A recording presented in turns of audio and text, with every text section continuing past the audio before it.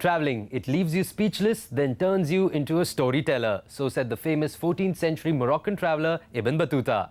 Hello and welcome to Eyes on Travel, a show that aims to get you out of your armchair and explore places near and far.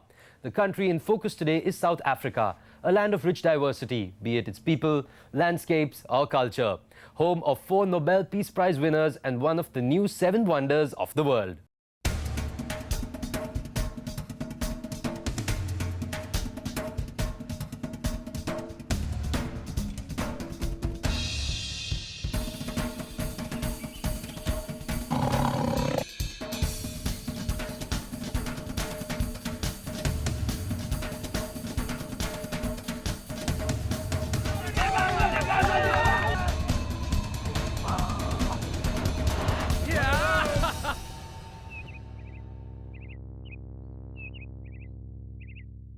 On that note, let's begin. We have a fine lineup of guests on the show, and our very first is a South African who is a self-confessed Indophile.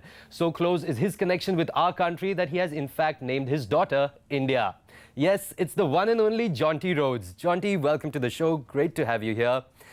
Let's talk about cricket. South Africa hosted the Cricket World Cup in 2003, the Football World Cup in 2010. So it's seen a steady stream of Indian sports fans. What's your thoughts on the Indian sports fans being there, enjoying their time there? When you go and watch a sporting event in South Africa, whether it's football, whether it's cricket, the great thing about that is South Africa has that diversity, but it's in quite a condensed space. Great infrastructure, so traveling from city to city, very easy. A wide range of hotels in that city again. So for every price bracket, the logistics is taken care of quite nicely, which is always a concern for a lot of people traveling. How do we get from one city to the next? Well, you can self-drive in South Africa. I mean, we've got, and you can see it's on the same side as firsthand. India, so you drive on the left side of the road, which makes A it lot just easier. easier. You know, listen, I've been to the States before to drive in America, and it was the most confusing thing in the world. So yeah, I had to save myself a few times from being on the wrong side of the road. You always do a lot of dangerous stuff. You play with danger, but what I'm talking about is adventure sports. We have a clip of you doing some crazy adventure sports, some great fun. So let's take a look at that before we talk a little bit about that.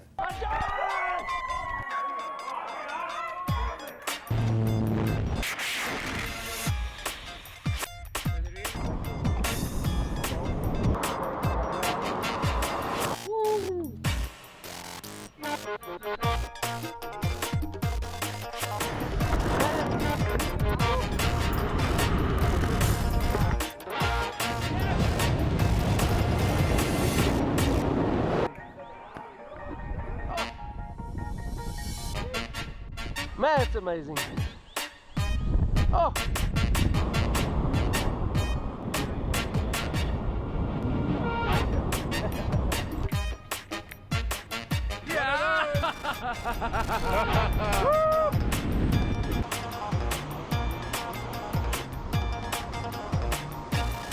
It's quite high. Well, more than halfway down. Well, that was some really fun and exciting stuff. So you were paragliding, you were bungee jumping, you were skydiving, abseiling. So what out of that was maybe your best part? What did you enjoy the most? I think for me that I really have a fear for heights, and that's why the first thing I tried to do was skydiving, but it's actually too high. It takes it all out of perspective. Bungee jumping, on the other hand, is 214 meters. We have the highest commercial bridge bungee jump in the world, and that was the most scary. You know, if you can frighten yourself to that extent and still survive and you know, live to tell the tale, it's an awesome outing. You spoke about the infrastructure, and I know that you're a big motorcycle fan. You've done a couple of routes here in India. What about South Africa? Have you ever tried the circular route from Cape Town to the Cape of Good Hope, Boulders Beach, and back to Cape Town via Chapman's Peak? The way I've done it is there's actually a sidecar motorbike tour around that area, and the route itself is fantastic. You know, if somebody else is driving you in a vehicle, it doesn't quite have the same feel. If you're riding yourself on the bike, as you rightly said, in India, I've been out as much as possible.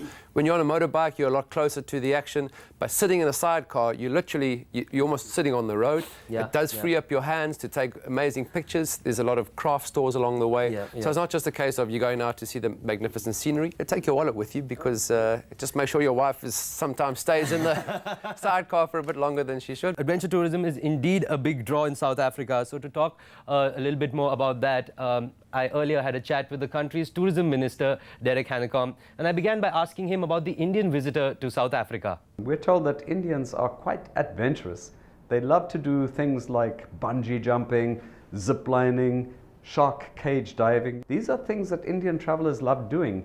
I am told that bungee jumping, that the greatest number of non-South Africans that have done the world's highest bungee jump, which is in South Africa, are Indian tourists to South Africa. Indian tourists seem to love doing the adventurous thing. Interestingly, more the women even than the men. Women love to do these adventurous things. Well, that's a pleasant surprise to hear.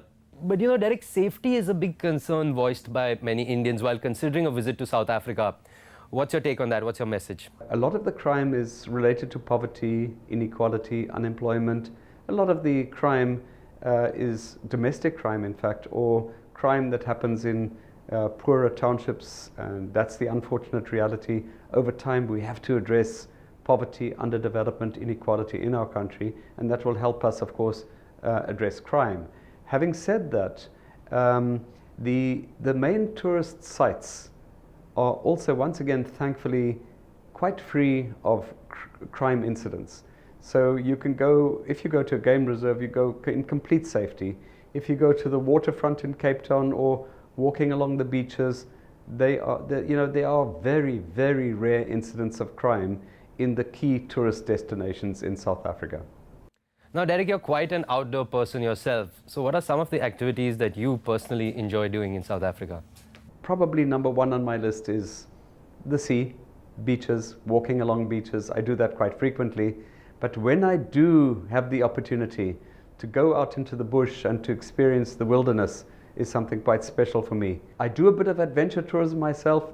There's something called a zip line. I went on that a couple of months ago, where you go up in the mountains and you hang on to a cable, perfectly safe in fact, but you go across gorges, across canopies of trees. It is spectacular.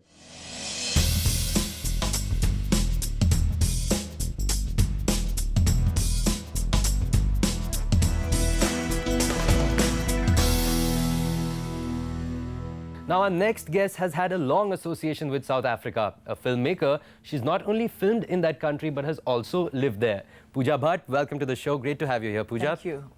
So let's first talk about films.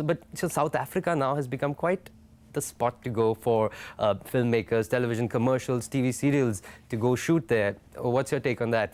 Well, we were, I think, one of the few who actually went there. Went there with a film called Dushman, starring Kajol and Sanjay Dutt, and I think we were just struck by how much it had to offer. I mean, we were just in Cape Town. We didn't even see the rest of South Africa, but I think Cape Town had everything that Europe had to offer was less pretentious.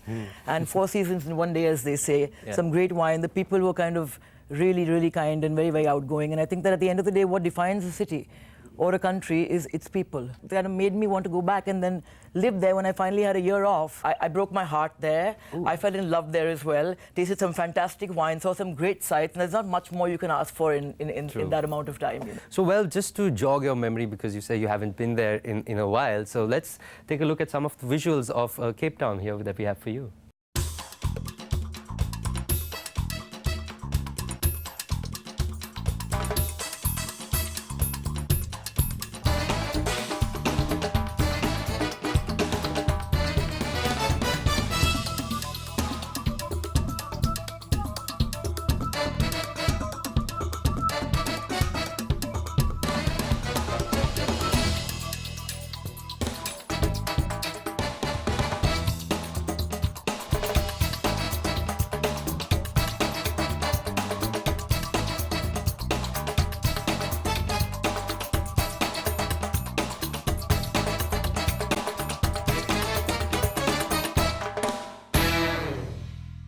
Really beautiful. And I saw some shots of Table Mountain down there. Do you have a chance to go there? Well, I was fortunate to have a home right beneath Table Mountain, right underneath where Devil's Peak was. So I lived there. And we used to come out every morning and see that kind of sheet of snow, that kind of tumble over. It was quite an awesome sight. You know, I want to talk to you guys about something which is both your favorite, which is wine. You love wine. John T, on the other hand, says he's a bad taster. I'm not a wine connoisseur. I'm no expert, and I'm happy to try all the wines that are available. available, and there is a wide selection. But that's one thing they do. I remember I was filming in Constantia, which I just absolutely love. I mean, I've done Stellenbosch and all of that, but I have this thing for Constantia. And we went there for a tasting, and I dragged Dabbu Ratnani, the photographer, who in those days was very heavy. He's become very lean now. And I said, let's walk. So he said, are you sure? But I didn't tell him we're going to be tasting so much wine, so walking back would be a big problem. And we just went in there, and they made it so easy. They took away all the fuss from the wine tasting. And I think that's one of the reasons I love South Africa, because they take all the fuss away. You know, there's no pretense. They simplify it. You just kind of settle on what you're supposed to do is just drink that wine and buy many, many crates of it. Just live in the moment and enjoy the moment. On that note, thank you so much, Pooja. Thank you so much, John D, for talking to us. It's time for a short break, but stay tuned as we'll be crossing to the wild side when we return.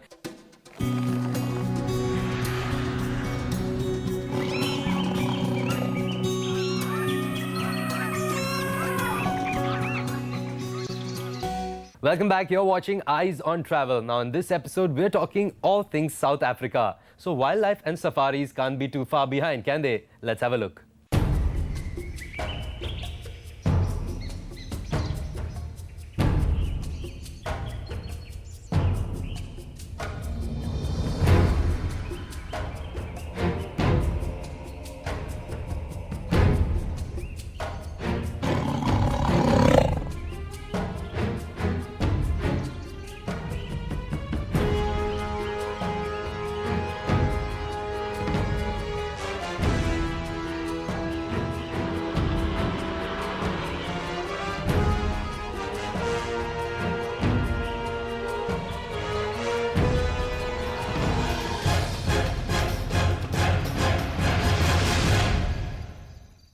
And here in the studio to talk about the South African safari experience is Shantanu Chand, CEO, Go Beyond Travel. Shantanu, welcome to the show. Great to have you here. What is the best season to go to South Africa to experience these lovely safaris? The best season would probably be between May and September, because it's the winter there. It's the driest season, and the animals come out looking for water, so it's probably the best. But June, July, August, you're looking at about 6 degrees in the evening, going up to about 20 degrees in the daytime. The beauty about safaris in South Africa, I've been told, is that they fit different budgets, different pockets. Sand parks, which are South African national parks, they, within Kruger National Park and a few other national parks, they have their own self-catering units, and then you can outsource your safari. And going up the other way, you have absolute luxurious lodges such as Lion Sands, and Sabi Sands being probably having the best quality of lodges. Indian travelers looking to go enjoy a safari there, what are some things that they need to keep in mind? Talking about the big five, most game lodges, the private ones and otherwise, do not allow kids below 6 to go on a game drive. The reason being the vehicle is open, so you don't know how the child is going to react. Number two, if a child cries, it sounds like an animal in distress. Having said that, they have a kiddie center as well, so I mean, there's enough for kids to do on safari as well. All right, thank you so much, Shantanu, for talking to us. Now, but for those who want a different kind of wildlife experience, a trip to the Penguin Reserve at Boulders Beach is a must. Or maybe you fancy a dive with a shark, in the safety of a cage, of course.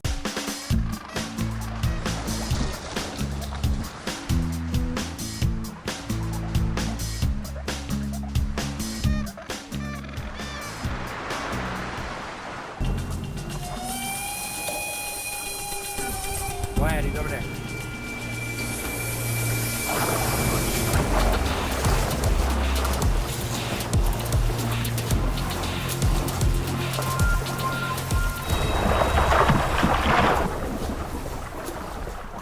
Food and shopping, and no, I don't mean shark food, but they're two integral parts of a holiday for many of us.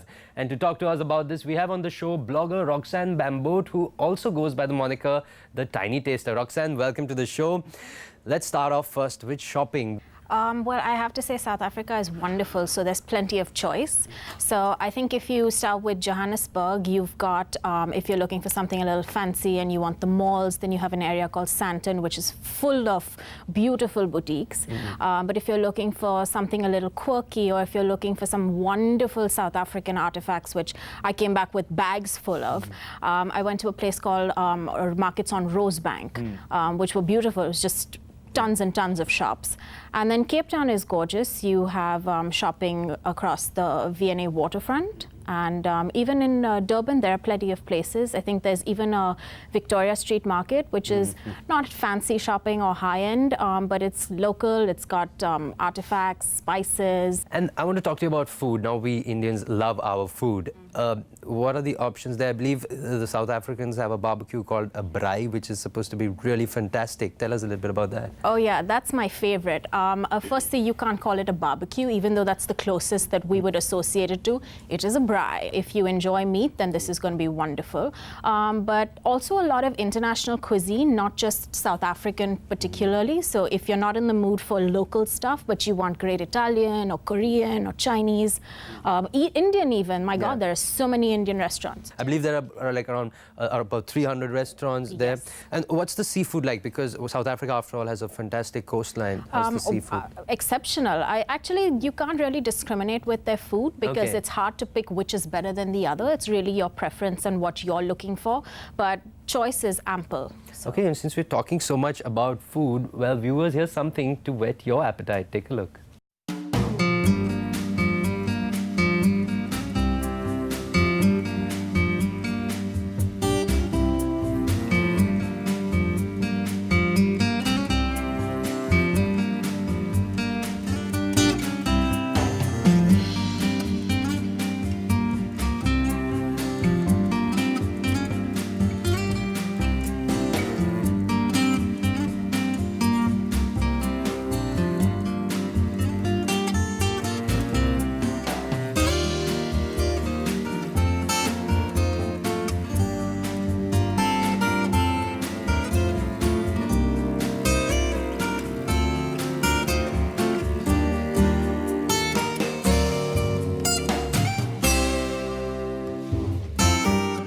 Well, I don't know about you guys, but I'm already feeling really hungry. And you know, after watching and listening to all these varied experiences, it's time to make our own plans. So to give us a helping hand, here's Hanley Slabber, the head of South Africa Tourism in India. Hanley, welcome to the show. So let's talk about the basics. How do I get to South Africa? And the visa, how easy is it or how tough is it to get a visa to South Africa? It's incredibly easy to get to South Africa. All the African airlines do the connection for us. So you could do Kenya, you could do Air Tanzania. Very, very good connections through the Seychelles as well. But the Middle Eastern airlines have surprised us because a lot of them have changed their connection time to make it so much easier and so much faster to get into South Africa. So even domestically, the fare is very, very good and it's really, really easy to move. We've done a lot of work on our visas. It takes 5 days from the day you apply until you get it, as long as your documentation is all clear. The other thing that we always talk about when talking about the continent of Africa is vaccines. Before I get into South Africa, do I need something specific for there? You don't need any specific vaccinations for South Africa. We're perfectly happy with our Indians coming in without any yellow fever unless they travel through Africa first and they travel through a yellow fever. If they are in transit, though, it's not required. If you are going to break the journey in Kenya, we will require you to have a yellow fever. Talking about the holiday, I need to spend some money there. So Indian rupees compared to the South African rand, what can I get there for, let's say, 200 South African rand? Oh, you can get a lot. You could take a meal for two, including your alcohol, for 200 rand. You could spend a whole day in Johannesburg on a day tour for 200 rand. There's a lot you could do for 200 rand. The rand is depreciated against the INR of about 25%. Okay. Which means that you are now buying your holiday this year cheaper than what you paid for it last year, which is always great to have in a bargain. Hanley, we're just running out of time, but before that, you know, no conversation about South Africa can be complete without talking about Nelson Mandela, and he spent about 18 years in maximum security prison at Robben Island. Tell us a little bit about Robben Island. You know, which originally started as a tourism experience. We've made it so easy. We picked all we ticked all the logistical boxes. Buy your ticket at the V&A waterfront. The ferries leave from there. You go to the island, and that's where it hits you the first time, where your tour guide is somebody that has been imprisoned on the island. So it's an incredibly emotional journey. You get to go into the cell where President Mandela stayed. When you stand there and you look through the bars back to Cape Town, it hits you what a great man he was. This was somebody's view for 18 years. And he came out being the man he was. You have to go for yourself. not for us, not for the A historical journey of experience, self-discovery, for yourself, definitely. yeah. And that's all the time that we have on the show. I hope you enjoyed the sights and sounds of South Africa as much as I did. And I hope to meet you somewhere in Rainbow Country very soon. Till then, goodbye. And remember, the world's a book, and those who don't travel read only a page. Thank you so much for watching.